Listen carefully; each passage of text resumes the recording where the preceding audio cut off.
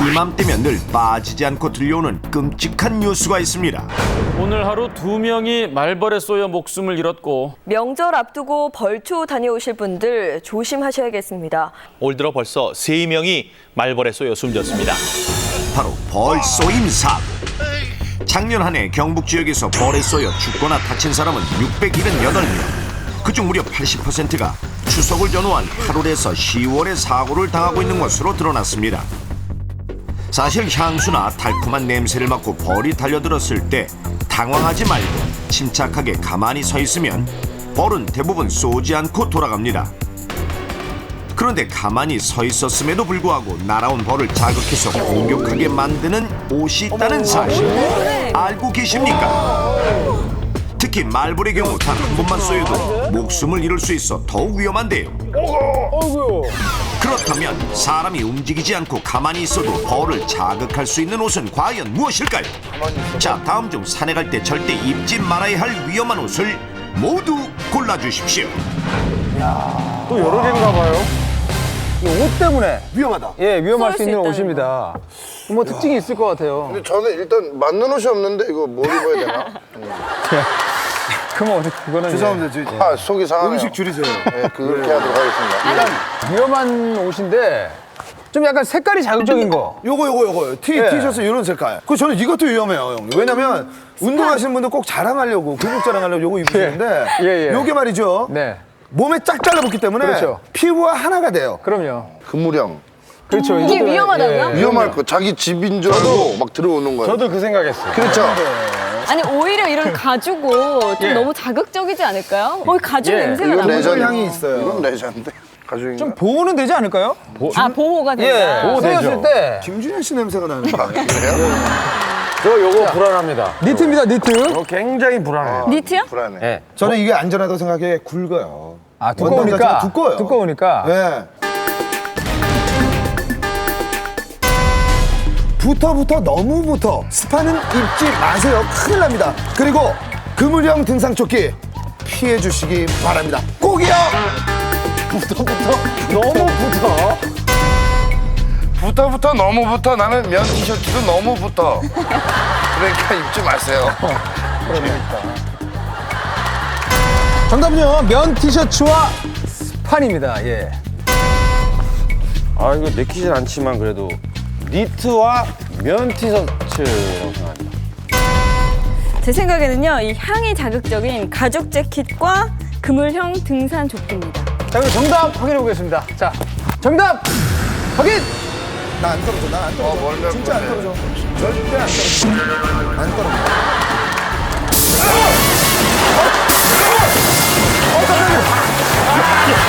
이게 지원이야. 잠깐만 이게 정답이야? 면티가 안 된다고? 단 한 번 쏘인 것만으로도 사망이라는 최악의 결과를 낳을 수 있는 벌 쏘임 사고. 벌이 날아왔을 때 당황해 손을 휘젓거나 뛰지 않는다면 벌에 쏘이는 경우는 거의 없습니다. 그런데 문제는 사람들이 무심코 입은 면 티셔츠나 니트가 벌을 자극해서 사람을 공격하게 만들 수 있다는 사실. 빛을 반사하는 장식이 달린 옷이나 화려한 색상이 아닌 남녀노소 누구나 편하게 입는 면 티셔츠나 니트가 왜 벌을 자극하는 것일까요? 직접 실험을 통해 알아보겠습니다. 실험 방법은 이렇습니다. 면으로 된 수건을 준비하고 벌이 달라붙는 상황을 가정해 꿀벌 500마리를 수건 위로 떨어뜨려 볼 텐데요. 과연 벌들은 어떻게 반응할까요?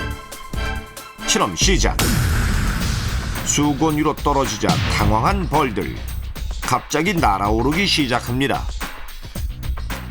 그런데 자세히 보니 몇 마리가 면 수건에 걸려 버둥거리는데요. 그러더니 침까지 빼들고 위협하는데 관찰 30분 후 벌들이 앉았던 면 수건을 살펴보자 야. 아까와 다른 점 보이십니까? 우와. 바로 벌침인데요. 어이구. 벌들이 면 수건을 공격 대상으로 판단하고 무차별 공격을 한 것. 실험 전과 비교해보니 그 차이는 더욱 뚜렷합니다. 다른 옷과 달리 니트와 면 티셔츠는 벌 다리 잔털이 걸리기가 쉽고 그런 벌이 다시 날아갈 때 다리가 걸려 공격을 당한다고 판단을 해서 침을 빼서 사람을 쏘게 됩니다. 더욱이 최근엔 벌들이 햇빛이나 비바람을 피할 수 있고 당분을 쉽게 구할 수 있는 도시로 몰리고 있어 도심 한가운데서도 벌 쏘임 사고가 끊이지 않고 있습니다. 실제 작년 파주의 한 아파트 베란다에 말벌떼가 집을 지으면서 집안에 있던 주부가 쏘이는 일이 있었고 진짜 통증이 막 밀려오는데 이게 뭐 지금 정말 죽을 수도 있다는 생각이 드는데 머리가 쏘여가지고. 또 2007년 대구에선 말벌들이 상가 벽에 집을 짓더니 먹이를 찾아 상가 안 가게를 날아다니기 시작했는데요. 벌을 쫓으려던 37살 김모 씨가 말벌에 새끼손가락을 쏘여 쇼크로 현장에서 숨지는 등 지난 3년 동안 벌에 쏘여 목숨을 잃은 사람은 무려 100명이나 됩니다. 이렇게 사람을 쏘는 벌은 크게 꿀벌, 호박벌 같은 꿀벌류와 장수말벌, 나나니벌, 땅벌 등의 말벌류로 나뉘는데요. 이 중 말벌이 특히 치명적인 이유는 바로 침 때문.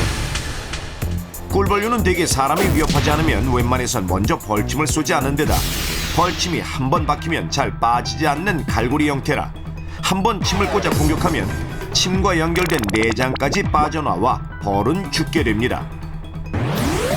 반면 장수말벌 같은 말벌류의 침은 뾰족하고 매끈해 찌른 후에 다시 쉽게 빼낼 수 있게 돼 있는데요. 즉, 말벌은 몇 번이고 연속해서 쏠 수 있다는 사실. 이 모습을 실험을 통해 직접 확인해 보겠습니다. 30년간 벌을 키워온 벌 전문가의 도움을 받아 진행해 볼 텐데요. 말벌을 관찰하기 위해 핀셋으로 집었습니다. 위협을 느끼자 침을 길게 빼는 말벌. 자, 직선 형태로 뾰족한 독침 보이시죠? 말벌의 침 부분을 풍선에 갖다 대자 닿자마자 사정없이 터져버리는 풍선. 거침없이 풍선을 모두 터뜨려 나가는데 순식간에 4개의 풍선이 모두 사라졌습니다. 그러고도 말벌은 여전히 기운이 넘쳐 보입니다. 말벌이 최대 30-40회까지 연속해서 침을 쏘며 공격한다는 특징과 함께 말벌이 사망사고의 원인이 되는 이유 또 있습니다. 바로 말벌이 침을 쏘면서 남기는 독 때문인데요. 말벌은 한 번 쏘는 순간 꿀벌의 15배에 달하는 독액이 나오고 한 마리가 갖고 있는 독성은 무려 꿀벌 550마리와 맞먹을 정도.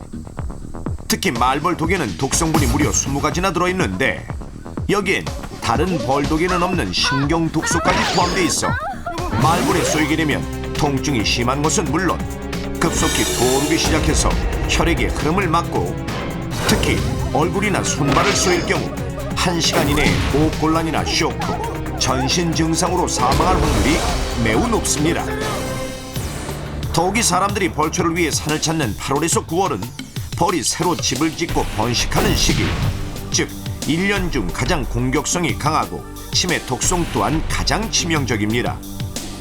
게다가 더위가 계속되면서 벌의 활동 시기 역시 길어져 10월에서 11월 초까지도 벌의 공격에서 안심할 수 없습니다. 또한 벌은 시력이 매우 약한 대신 후각이 발달돼 있어 500m 밖에서도 좋아하는 과일 냄새를 맡고 날아올 정도. 그렇다면 반대로 벌이 싫어하는 냄새를 이용해 벌을 쫓을 수는 없을까요? 직접 실험해 보겠습니다. 실험 방법은 이렇습니다. 먼저 아크릴 상자 2개에 각각 벌이 좋아하는 설탕물을 넣은 뒤 벌이 들어갈 수 있는 작은 구멍이 달린 뚜껑으로 덮습니다. 그리고 한쪽 아크릴 구멍에만 경유를 바르고 그 다음 두 상자 사이에 꿀벌을 풀어보겠습니다. 자, 과연 벌들은 어디로 갈까요? 처음에는 낯선 냄새에 적응되지 않는 듯 상자에 달라붙어 탐색하기 바쁩니다. 하지만 잠시 후 달콤한 냄새를 알아차리고 입구를 찾아 이동하기 시작하고 와, 다 달라붙어있다. 그리고 곧 상자의 입구를 찾아 들어가는 모습이 포착됐는데요. 얼마 지나지 않아 수십 마리가 설탕물 그릇에 붙어있는 모습 보이십니까? 하지만 경유가 발라져 있는 상자는 상황이 좀 다릅니다. 1시간 이상 관찰해봐도 입구에 아무것도 발라져 있지 않은 상자와는 달리 경유로 칠한 상자에는 벌이 얼씬도 하지 않습니다. 말벌이나 쌍살벌, 땅벌과 같이 사람을 공격하는 벌들은 대체로 경유와 같은 석유 냄새, 그다음 쑥, 박하, 로즈마리, 레몬그라스와 같은 허브 향을 싫어합니다. 최근 도심으로 내려와 처마에 말벌집을 짓는 경우가 많은데 이런 장소가 있다면 쑥이나 허브 같은 것을 심는 것이 큰 도움이 되겠습니다. 그리고 벌초를 하러 산에 올라갈 때는 상큼한 허브 향을 옷이나 몸에 뿌려준다면 벌의 접근을 막을 수 있겠습니다. 그렇습니다. 벌의 특징을 잘 알아두면 벌에 쏘이는 사고를 미리 예방할 수 있는데요. 안전하고 즐겁게 벌초 다녀올 수 있는 방법 넘버원에서 알려드리겠습니다. 먼저 벌을 유인할 수 있는 달콤한 냄새는 특히 조심해야 하는데요. 산에 갈 때 향수 사용은 금물. 차례가 끝나면 과일은 바로 밀폐 용기에 담아두는 것이 좋고, 반대로 벌이 싫어하는 레몬즙이나 상큼한 허브향을 주변에 뿌려 적분을 막는 것이 안전합니다. 또한 산에 갈 땐 벌을 자극할 수 있는 면 티셔츠나 니트로 된 보풀이 많은 옷은 피해야 합니다. 벌초할 계획이라면 먼저 주변에 벌집이 있는지 살펴봐야 하는데요. 꿀벌은 구멍난 구목이나 바위 틈, 말벌류는 나무 밑이나 땅 위에 집을 짓는 경우가 많으니 이곳을 유심히 살피고 벌초를 시작해야 합니다. 또 주의해야 할 점은 벌이 날아왔을 때 손을 휘젓는 행동. 벌을 쫓으려 무심코 손을 휘젓다가 더 쏘일 수 있으니 이땐 침착하게 손으로 얼굴을 가리고 근처 그늘로 대피하는 것이 안전합니다. 그런데 만일 조심했음에도 불구하고 벌에 쏘였다면 일단 쏘인 곳을 살피는 게 급선무. 벌침이 남아있다면 꿀벌에 쏘인 것인데요. 이땐 카드로 밀어내듯 살살 긁어 침을 제거하고 흐르는 물로 씻고 항히스타민제 연고를 바르면 됩니다. 하지만 벌침을 남기지 않는 말벌의 경우 독성이 강해 단 한 번 쏘이더라도 쇼크로 인해 심장마비를 일으킬 수 있으니 쏘인 즉시 119에 구조 요청을 하고 최대한 빨리 병원으로 가야 합니다. 남녀노소 누구나 편하게 입는 면 티셔츠와 니트. 하지만 벌이 많은 산에서는 반드시 피해야 한다는 사실 절대 잊지 마십시오.